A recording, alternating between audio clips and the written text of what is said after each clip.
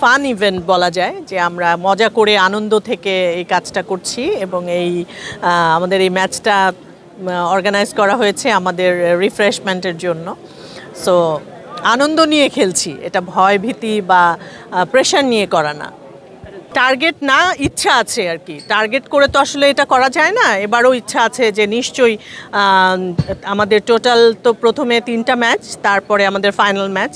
তো টোটাল 3টা ম্যাচ আমাদের খেলতেই হবে, তারপর যদি জিতে যাই তাহলে ফাইনাল ম্যাচে আমরা যেতে পারবো।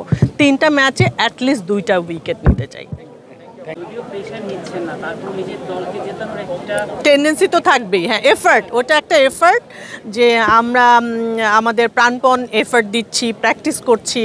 এই যে প্র্যাকটিসের মাধ্যমে আমাদের কিন্তু খুব সুন্দর একটা সময় পার হচ্ছে, আমরা রিফ্রেশ হচ্ছি, আমাদের আনন্দ হচ্ছে ভেতরে।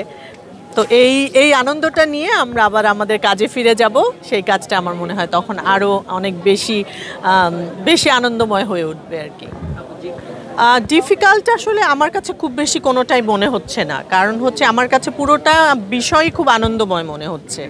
এই যে বিভিন্ন সেক্টর থেকে বিভিন্ন সিনিয়র জুনিয়র এবং গান, নাচ, অভিনয়, মডেলিং, সিনেমা, নাটক, সব জায়গা থেকে এসে ডিরেক্টররা, আর্টিস্টরা সবাই মিলে এই যে আমাদের একটা কোঅপারেশন করে যে আমাদের একটা ইভেন্ট হচ্ছে, এই কাজটা, এই একটা খেলার একটা আয়োজন করা হয়েছে।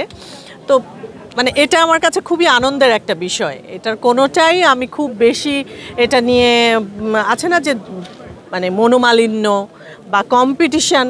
হ্যাঁ, খেলার মাঠে অবশ্যই কম্পিটিশান আছে। যখন আমি যে দলটার অপোজিটে খেলছি সেই মোমেন্টটুকুতে আমি জেতার চেষ্টা করছি, বাট যেই মুহূর্তে খেলাটা শেষ হয়ে যাচ্ছে সাথে সাথে কিন্তু আমরা আবার আমাদের জায়গায় ফেরত যাচ্ছি। না না না, শূন্যতা একদমই অনুভব করছি না, কারণ আমার কাছে মনে হচ্ছে যে আমার সাথে যে খেলছে এবং আমার যে জুনিয়রদের সাথে যে আমি খেলতে পারছি, এটা আমার কাছে অনেক বড় ব্যাপার মনে হচ্ছে এবং প্রাউড ফিল করছি যে এখনও আমি এতটুকু স্পোর্টি আছি বা সুস্থ আছি, অ্যাক্টিভ আছি, যে আমি ওদের সাথে তাল মিলিয়ে খেলতে পারছি। Thank you so much. হ্যাঁ, থ্যাংক ইউ।